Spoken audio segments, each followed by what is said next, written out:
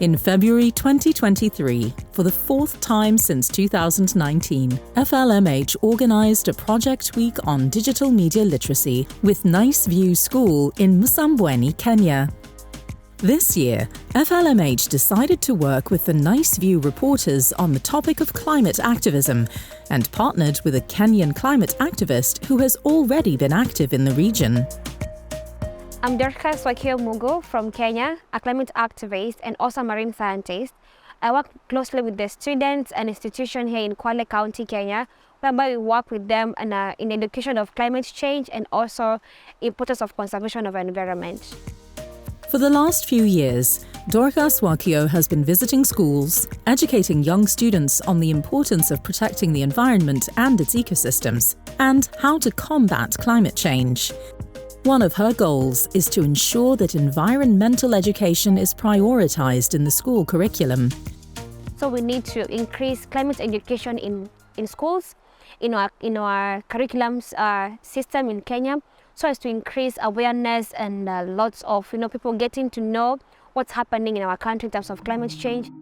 Kenya, like many low and middle-income countries, has been particularly hard hit by the devastating effects of climate change.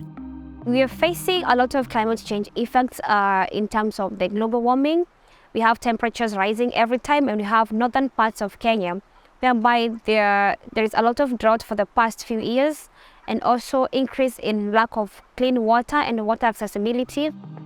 Climate change has a devastating effect on the health sector, especially for the most vulnerable people like children. Mostly I can say it affects the planting seasons and it also increases the risk of diseases like the waterborne diseases like cholera and typhoid, whereby you can find that in climate change can lead to contamination of water, leading to people consuming the water, thus spreading typhoid and cholera to people. In Nyumbasita, a small community of fishing people next to Msambweni, a women's cooperative is doing the work to tackle climate change. Pili Rajab, the chairwoman of the Mwandame Koko Mangrove Protection Program, explains the motives. We are planting these mangrove seedlings because many of them have been cut down and many have been damaged by climate change. Previously, this place was full of mangroves.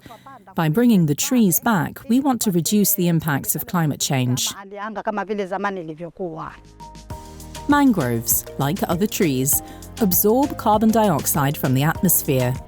Additionally, mangroves provide habitats for fish, so fewer mangroves can result in fewer fish. By planting more mangroves, the women help to sustain the fishing economy. Tree planting is an easy and effective way to engage a community and teach children about the environment and climate change. With the Nice View School, Dorcas Wakio and FLMH planted trees and founded an environmental club at the school to care for the trees in the long term. Climate change is real, and it affects those who have contributed the least the most. However, climate activists from Africa and Kenya are rising to the occasion. Teaching the next generation today helps them save their own future tomorrow.